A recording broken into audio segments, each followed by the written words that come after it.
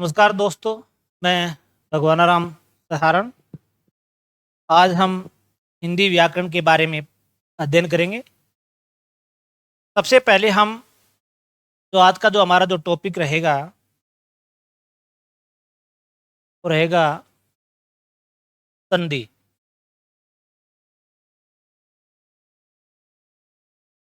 आज हम इस टॉपिक के बारे में अध्ययन करेंगे। हिंदी व्याकरण का सबसे महत्वपूर्ण टॉपिक माना जाता है वो है संधि। इस टॉपिक से संबंधित हर एग्जाम में यानी 20% से लेकर 25% वेटेज के प्रश्न आते हैं। जैसे उपसर्ग है, अगर आपको संधि नहीं आ रही है तो ये भी नहीं आएगा। जैसे प्रत्यय है, अगर आपको संधि नहीं है आती तो ये भी टॉपिक नहीं आएगा। जैसे समास है, अगर आपको संधि नहीं आ रही है तो फिर समास भी नहीं आएगा। ये चार टॉपिक एक दूसरे से रिलेटेड है, संबंधित है। संधि, समास, उपसर्ग और प्रत्यय, इन चारों को व्याकरण में हम एक साथ पढ़ते हैं। बाकी टॉपिक है हिंदी व्याकरण के, जैसे विकारी शब्द है या अविकारी शब्द है, वो अलग से पढ़े जाते हैं। अब संधि से संबंधित मान लेते हैं शब्द शुद्धि आ गई। अगर आपको संधि नहीं आ रही है तो आप शब्द शुद्धि का क्वेश्चन हल नहीं कर सकते। तो यानी कहने का अर्थ ये है कि इस एकमात्र टॉपिक से हर एग्जाम में, चाहे वो टीचर्स का एग्जाम हो, चाहे वो एसआई का हो या एसएसजीडी का हो, पटवारी हो, ग्राम सेवक हो, कोई भी एग्जाम हो, तो इससे 20 से 25% तक के प्रश्न आप एकमात्र इस संधि से हल कर सकते हो। तो बहुत ही महत्वपूर्ण टॉपिक है हमारा। तो हम अध्ययन करेंगे संधि के बारे में। सबसे पहले हम इस शब्द की व्युत्पत्ति देखते हैं कि शब्द की व्युत्पत्ति कैसी हुई है। स्टेप बाय स्टेप हम सब चीज का अध्ययन करेंगे कि व्युत्पत्ति इस शब्द की कैसी हुई है। तो संधि जो शब्द है वो सम प्लस से बना है, सम प्लस धी से। सम एक उपसर्ग है और धी एक प्रत्यय है। इसका अर्थ है कि ये शब्द है वो उपसर्ग और प्रत्यय के योग से बना है। संधि जो शब्द है उपसर्ग और प्रत्यय के योग से बना है। अगर हम बात करें कि सम का अर्थ क्या है, तो सम का अर्थ होता है पूर्णतया।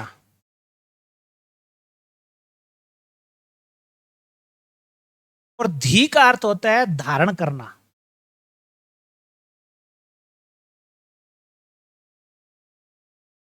का अर्थ क्या होता है? धारण करना। सम का अर्थ होता है पूर्णतया और धी का अर्थ होता है धारण करना। पूर्णतया का मतलब यहाँ पर हम एक और भी लिख सकते हैं, इसका अर्थ अच्छी तरह, शब्द को अच्छी तरह धारण करना, शब्द को अच्छी तरह धारण करना संधि कहलाती है। या फिर हम एक इसका अर्थ और भी है, इसका अर्थ होता है सम्यक।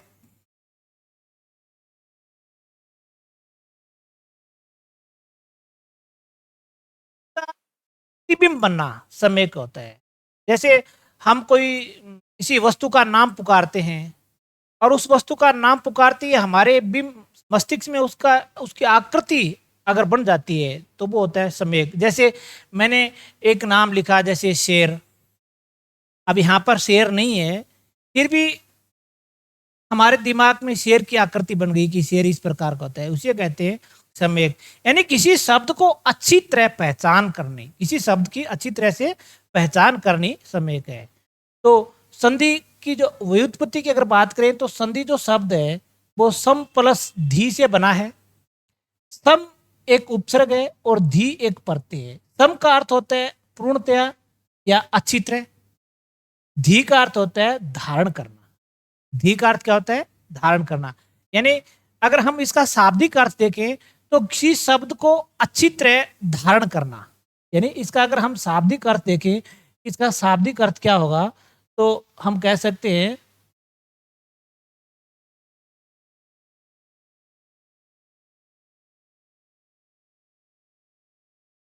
यानी शाब्दिक अर्थ अगर देखें हम,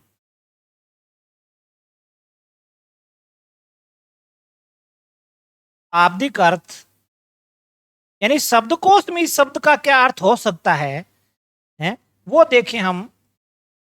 किसी शब्द को इस शब्द को अच्छी तरह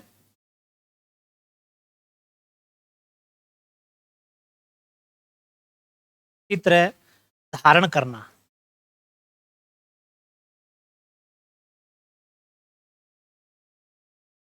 यानी शब्दकोश में इस शब्द का अर्थ क्या मिलेगा, किसी शब्द को अच्छी तरह धारण करना, यानी शब्द बोलने की दृष्टि से, लिखने की दृष्टि से, सुनने की दृष्टि से बिल्कुल शुद्धतम हो, तो उसको हम कहते हैं किसी शब्द को अच्छी तरह से धारण करना। इसके बाद अगर हम देखें इसका अर्थ क्या है, विसंधि का अर्थ क्या है।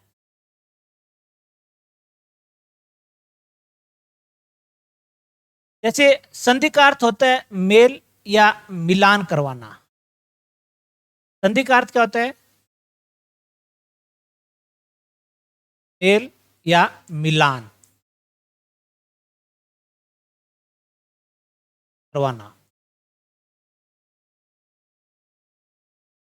जैसे हम ये बोलते हैं ना, इन दो के बीच संधि हो गई है, इसका अर्थ उन दो के बीच मेल हो गया है। कोई दो वस्तुओं के बीच संधि होने का अर्थ क्या होता है, उन दोनों के बीच मेल हो गए, यानी इन दोनों के बीच मिलान हो गए, यानी दो वर्णों या दो ध्वनियों का आपस में मिलान करवाना संधि कहलाता है। दो ध्वनियों का आपस में मिलान करवाना क्या कहलाता है, संधि कहलाता है। इसके बाद अगर हम इसकी परिभाषा देखें कि इसकी परिभाषा क्या है, इस संधि की जो परिभाषा देखें हम, एक परिभाषा तो हम कक्षा 6 से लगातार याद कर रहे हैं कि एक सामान्य से परिभाषा जो कक्षा 6 से हम लगातार सुन रहे हैं कि दो वर्णों के मेल को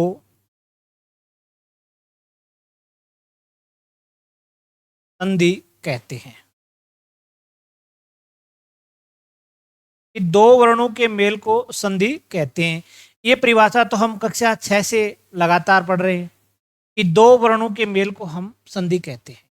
अब दो वर्ण कौन कौन कौन से होंगे, इन पर हम चर्चा कर लेते हैं, या फिर हम देखें कि व्याकरणिक दृष्टि से अगर कोई परिभाषा देखें, इसकी व्याकरणिक दृष्टि से अगर हम इसकी परिभाषा देखें तो वो देख लेते हैं।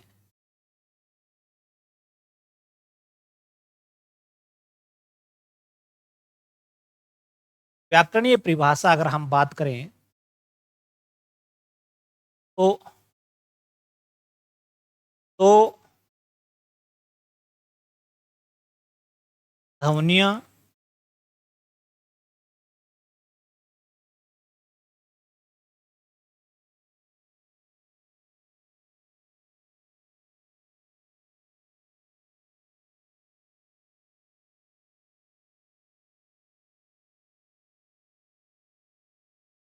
तो ध्वनियों या तो वर्णों के परस्पर, दो ध्वनियों या दो वर्णों के परस्पर मेल से जो ध्वनि कार उत्पन्न होता है से संधि कहते हैं। ये संधि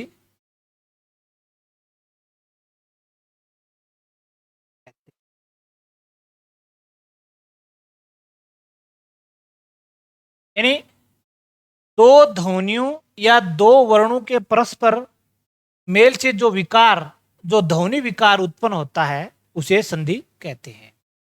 परिभाषा अलग अलग विद्वानों की अपनी अलग अलग राय है, लेकिन उनका अर्थ एक ही होता है। जैसे एक अलग अलग व्यक्ति, जैसे दो शहरों के बीच कोई रास्ता है, अलग अलग तरीके से व्यक्ति उसे अलग अलग तरीके से परिभाषित कर सकते हैं। तो परिभाषा विद्वानों की अपनी अपनी राय है जो एक रूप नहीं हो सकती। इन सब का अर्थ एक ही है। जैसे हमने पहले एक साधारण सी परिभाषा लिखी थी कि दो वर्णों के मेल को संधि कहते हैं, बिल्कुल दो वर्णों के मेल को संधि कहते हैं। और यही बात है इसमें भी है कि दो ध्वनियां या दो वर्णों के परस्पर मेल से जो विकार उत्पन्न होता है, जो ध्वनि विकार उत्पन्न होता है, उसे संधि कहते हैं। एक अन्य विद्वान की अगर हम परिभाषा और देखें, एक परिभाषा अगर हम और देखें,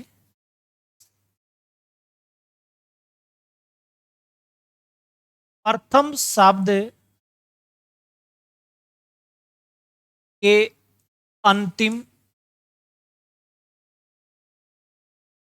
वर्ण तथा द्वितीय के शब्द के प्रथम वर्ण के मेल से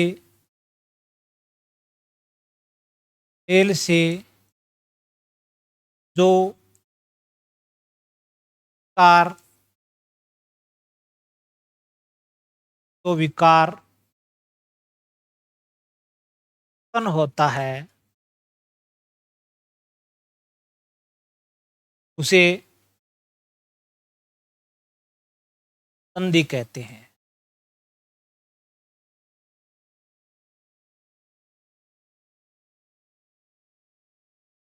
ये भी एक परिभाषा है कि प्रथम शब्द के अंतिम वर्ण तथा द्वितीय शब्द के प्रथम वर्ण के मेल से जो विकार उत्पन्न होता है, उसे संधि कहते हैं। यह भी एक विद्वान की परिभाषा है। कहने का अर्थ वही है कि प्रथम शब्द का अंतिम वर्ण, इसका मतलब एक वर्ण ये, और द्वितीय शब्द का प्रथम वर्ण एक वर्ण ये, इन दो वर्णों के मेल से जो विकार उत्पन्न होता है, उसे संधि कहते हैं। जैसे हम एक उदाहरण के तौर पर हम देखें, जैसे एक शब्द है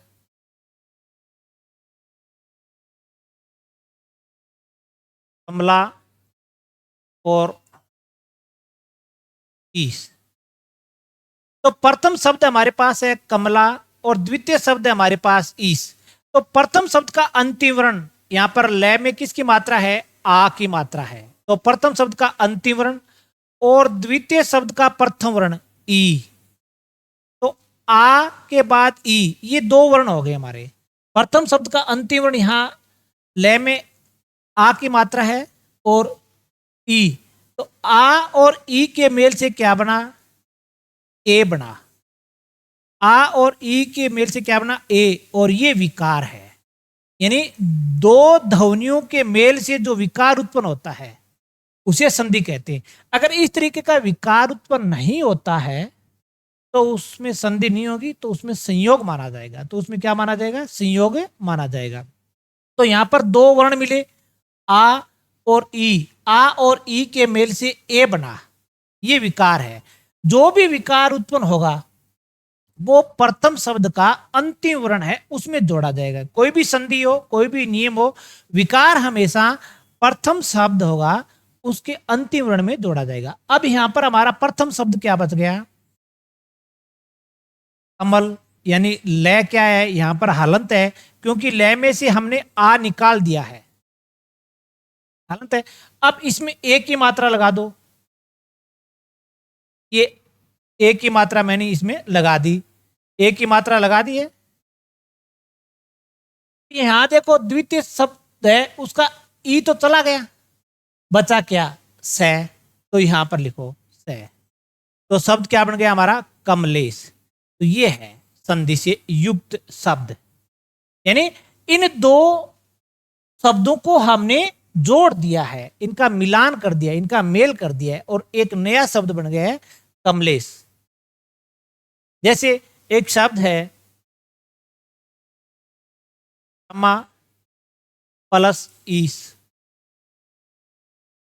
तो प्रथम शब्द का अंतिम वर्ण यहां पर मैं में किसकी मात्रा है? आ की। और फिर ई है। आ और ई से मिलकर क्या बनता है? ए। ए क्या है? हमारा विकार है। ए क्या बन गया? विकार। अब यहां पर जो प्रथम शब्द का अंतिम वर्ण यहां पर मैं बचा, तो मैं में ए की मात्रा लग जाएगी, तो शब्द क्या बन जाएगा? मैं में ए की मात्रा लगाने से शब्द बन जाएगा रमेश, क्योंकि ई चला गया, सह बचा। तो इस प्रकार दो वर्णों के परस्पर मेल से जो विकार या जो ध्वनि के रूप में जो विकार उत्पन्न होता है उसे संधि कहते हैं। संधि का अर्थ होता है कि मेल करवाना। या एक बार पुनः हम इन चीजों को देख लेते हैं। संधि का जो टॉपिक आज हमने शुरू किया है, एक व्याकरण की दृष्टि से, परीक्षा की दृष्टि से सबसे महत्वपूर्ण टॉपिक माना जाता है। इस टॉपिक से संबंधित एग्जाम में काफी प्रश्न आते हैं और उसे आप आसानी से हल भी कर सकते हो। संधि का अर्थ हमने व्युत्पत्ति देखी कि शब्द की व्युत्पत्ति कैसे हुई।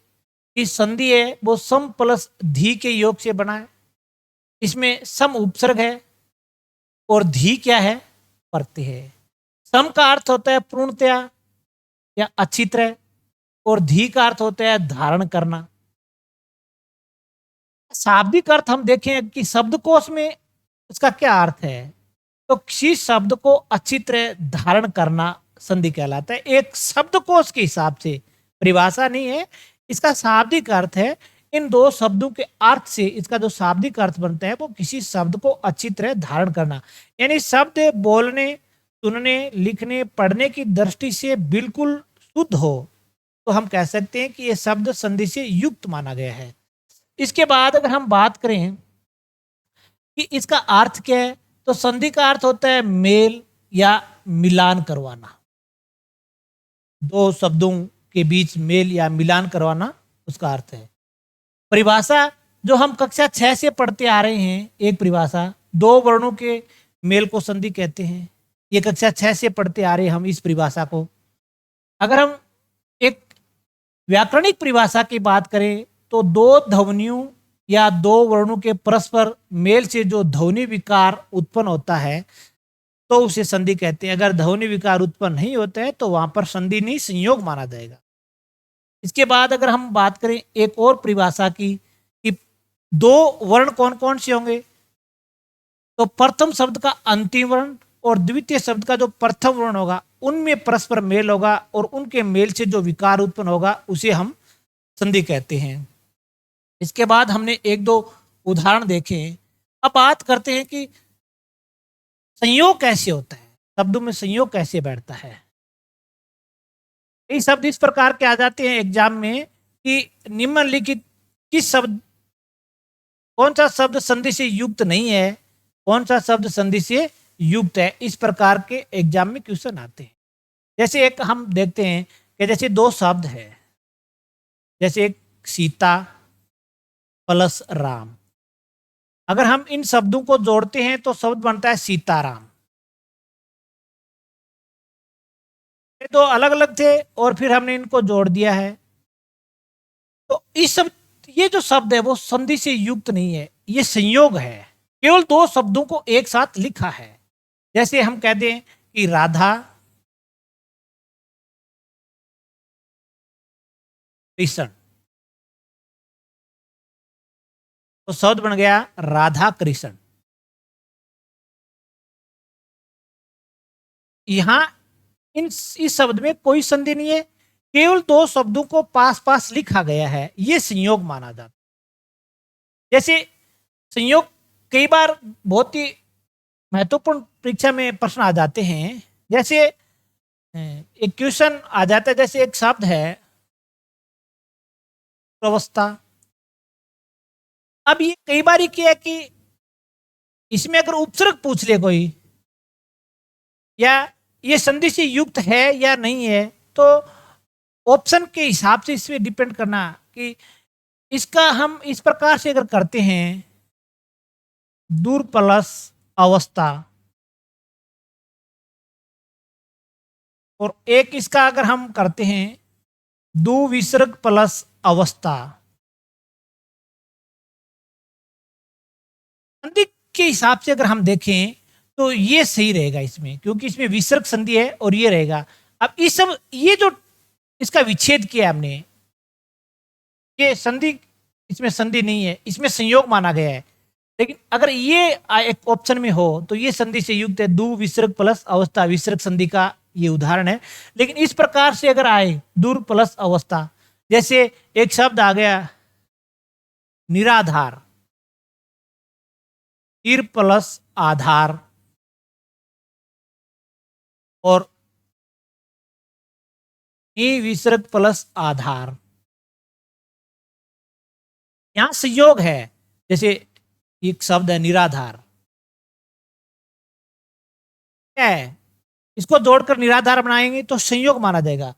ये संधि से युक्त है, नी विसर्ग प्लस आधार, और इस शब्द में विसर्ग संधि है निराधार। तो ये भी आपको देखना है कि कई बार इस शब्दों में संयोग और संधि दोनों हो जाते हैं। तो ऑप्शन में क्या पूछा गया है, प्रश्न में किस प्रकार का उत्तर पूछा गया है, तो वो प्रश्न की भाषा पर निर्भर करेगा। के बाद अगर हम बात करें कि संधि के प्रकार कौन कौन से हैं, कि कौन कितने प्रकार के हैं, तो हम बात करते हैं संधि के प्रकार।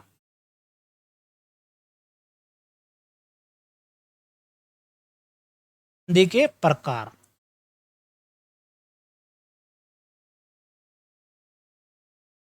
से बात करते हैं कि कोई भी प्रकार है, वाचन कोई ना कोई समानता या विशेषता के आधार पर किया जाता है। ऐसे ही थोड़ी है कि जैसे संधि तीन प्रकार की है, समास इतने प्रकार के हैं, उपसर्ग इतने प्रकार के हैं, संज्ञा इतने प्रकार के, यानी उनका विभाजन का कोई ना कोई एक आधार होता है। तो संधि का विभाजन है कि वर्णों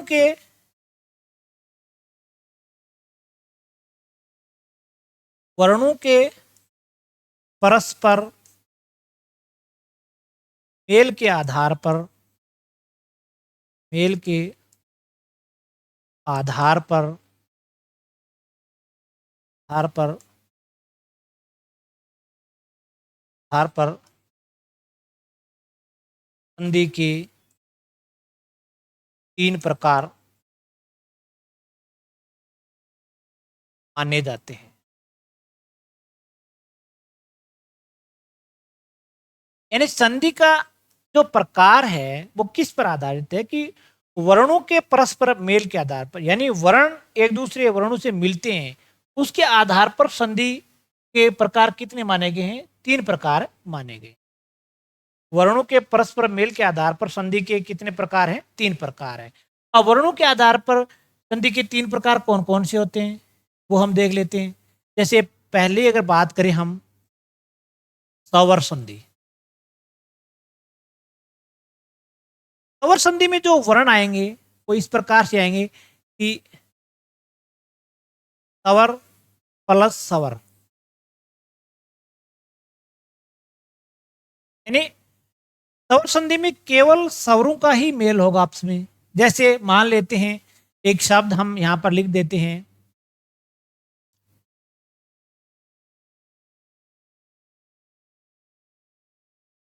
पुस्तक प्लस आले।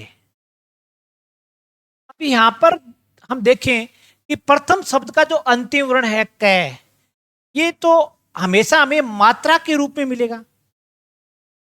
स्वर संधि में प्रथम जो स्वर है, प्रथम शब्द का अंतिम वर्ण, वो तो हमें केवल मात्रा के रूप में मिलता है। यहां पर कै में किसकी मात्रा है, ए की मात्रा है, तो ये स्वर हो गया। और द्वितीय शब्द का प्रथम वर्ण हमें स्वर के रूप में मिलेगा स्वर संधि के अंदर। यानी प्रथम शब्द का जो अंतिम वर्ण है वो तो केवल मात्रा के रूप में मिलेगा, और द्वितीय शब्द का जो प्रथम वर्ण है वो हमें स्वर के रूप में मिलेगा। तो यहां पर ए प्लस आ दोनों स्वर है। तो इस तरीके से स्वर संधि के अंदर हमेशा स्वरों का ही परस्पर मेल होगा। ए और आ से मिलकर क्या बन गया, आ क्या है हमारा विकार, तो विकार किस में जुड़ेगा, कै में, तो शब्द क्या बन गया, आ की मात्रा लग जाएगी पुस्तकालय। तो एक प्रकार तो ये रहेगा वर्णों के मेल का कि स्वर के बाद स्वर। दूसरा अगर हम देखें इसका प्रकार, तो वो प्रकार है व्यंजन संधि। दूसरा प्रकार क्या है? व्यंजन संधि। व्यंजन संधि में जो वर्णों का जो मेल होगा वो तीन प्रकार से होगा। व्यंजन संधि में वर्णों का जो मेल होगा वो तीन प्रकार से होगा। जैसे पहला अगर हम बात करें, जैसे व्यंजन प्लस स्वर, यानी व्यंजन के बाद स्वर आ सकता है। जैसे उदाहरण के रूप में हम अगर बात करें तो जैसे जगत प्लस ईस, ये कौन सा नियम है और शब्द किस प्रकार से बदले गए हैं, ये तो हम व्यंजन संधि में पढ़ेंगे। यहाँ पर प्रथम शब्द का अंतिम वर्ण तय हलंत है, इसका अर्थ है व्यंजन है। और द्वितीय शब्द क्या है? ई स्वर है, तो शब्द क्या बन गया? जगदीश। अब ये कौन सा नियम है, ये सब हम व्यंजन संधि में पढ़ेंगे। मेरे कहने का मतलब ये है कि व्यंजन संधि में जो वर्णों का परस्पर मेल होगा वो तीन प्रकार से होगा। पहला है कि व्यंजन के बाद स्वर आ सकता है, जैसे यहाँ पर प्रथम शब्द का अंतिम वर्ण तय व्यंजन है और द्वितीय शब्द का प्रथम वर्ण क्या है? स्वर है। दूसरा अगर हम बात करें, व्यंजन के बाद व्यंजन आ सकता है, व्यंजन प्लस व्यंजन आ सकता है। जैसे उदाहरण के रूप में देखें, सत प्लस जन। प्रथम शब्द का अंतिम वर्ण है हमारे पास तय और द्वितीय शब्द का प्रथम वर्ण है हमारे पास जय, तो दोनों ही व्यंजन है। दोनों क्या है? व्यंजन है, यानी व्यंजन के बाद व्यंजन आ सकता है। यहाँ पर प्रथम वर्ण क्या है? जय, जय में ए की मात्रा है वो आगे जाए। यहाँ पर अंतिम वर्ण क्या है? तय, तो इससे शब्द क्या बन गया? सज्जन। तो एक इस प्रकार से इसमें आ सकता है। तीसरा अगर हम बात करें कि व्यंजन के बाद स्वर आ सकता है, इन्हें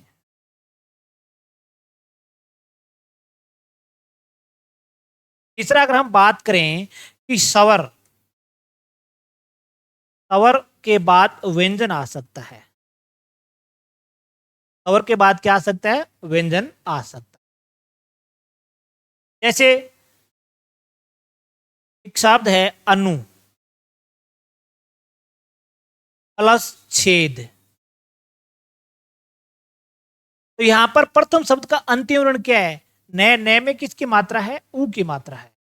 और द्वितीय शब्द में छ, तो स्वर के बाद व्यंजन आ गया, तो शब्द बन गया अनुच्छेद।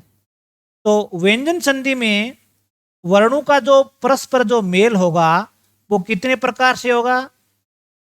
तीन प्रकार से होगा। व्यंजन प्लस स्वर, व्यंजन प्लस व्यंजन, या स्वर प्लस व्यंजन, ये तीन प्रकार से। एक एग्जाम में भी कई बार ये पूछा जाता है कि व्यंजन संधि में वर्णों का मेल होता है, व्यंजन प्लस स्वर, स्वर प्लस व्यंजन, व्यंजन प्लस व्यंजन, स्वर प्लस स्वर। तो तीन तरीके से होगा, व्यंजन प्लस स्वर, व्यंजन प्लस व्यंजन और स्वर प्लस व्यंजन। अब इसका जो तीसरा जो प्रकार है वो है विसर्ग संधि। संधि का तीसरा प्रकार कौन सा है? विसर्ग। तो विसर्ग संधि में जो वर्णों का जो मेल होगा, विसर्ग के बाद स्वर आ सकता है, विसर्ग के बाद क्या आ सकता है? स्वर आ सकता है, विसर्ग के बाद स्वर आ सकता है। जैसे हम बात करें नी विसर्ग प्लस आधार, तो विसर्ग के बाद क्या आ गया? स्वर आ गया, तो शब्द क्या बन गया? निराधार। तो एक प्रकार तो ये होगा व्यंजन आने का। एक इसका जो दूसरा जो प्रकार होगा वो ये होगा कि विसर्ग के बाद विसर्ग के बाद व्यंजन आ सकता है। विसर्ग के बाद क्या आ सकता है? व्यंजन आ सकता है। तो विसर्ग के बाद व्यंजन भी आ सकता है और विसर्ग के बाद स्वर भी आ सकता है। जैसे एक शब्द है प्लस दर्शन।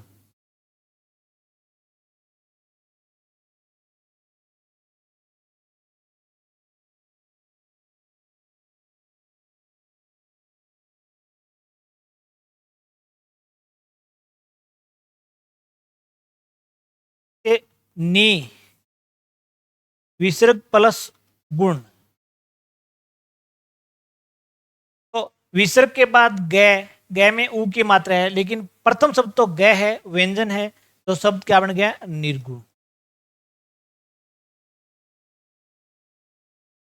इसका अर्थ है कि विसर्ग के बाद हम कह सकते हैं कि विसर्ग के बाद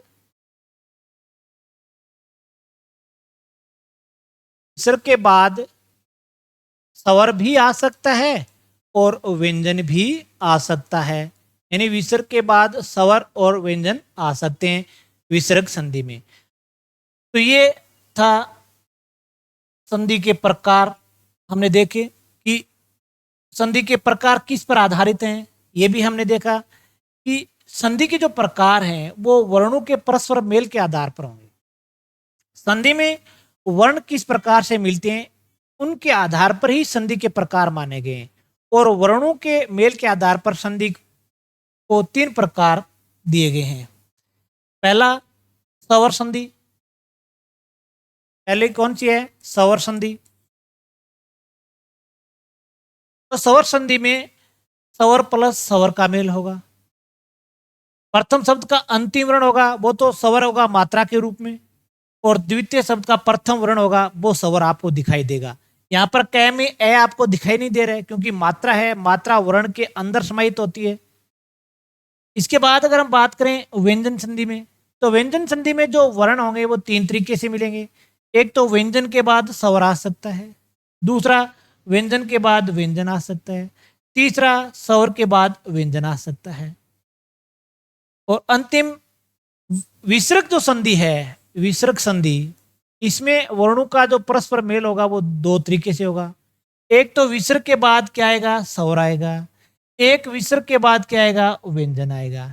एक विसर्ग के बाद स्वर आएगा और एक विसर्ग के बाद व्यंजन आएगा। ये विसर्ग संधि में है। तो आज हमने इस क्लास में संधि के बारे में अध्ययन किया और संधि की व्युत्पत्ति क्या है, या संधि शब्द है वो किससे उत्पन्न हुआ है, कैसे उत्पन्न हुआ है, उसका शाब्दिक अर्थ क्या है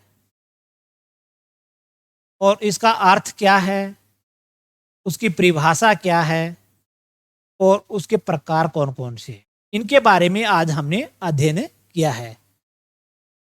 अब जैसे विसर्ग संधि, व्यंजन संधि, स्वर संधि के कौन कौन से प्रकार हैं, इन सब का हम अध्ययन अगली कक्षा में करेंगे।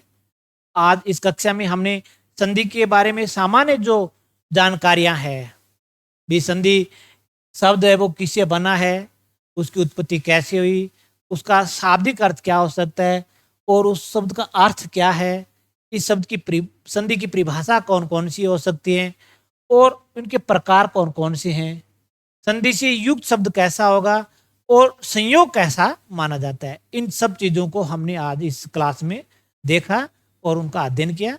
बाकी हम संधि के बारे में नेक्स्ट क्लास में पढ़ेंगे। तब तक के लिए धन्यवाद। जय हिंद, जय भारत।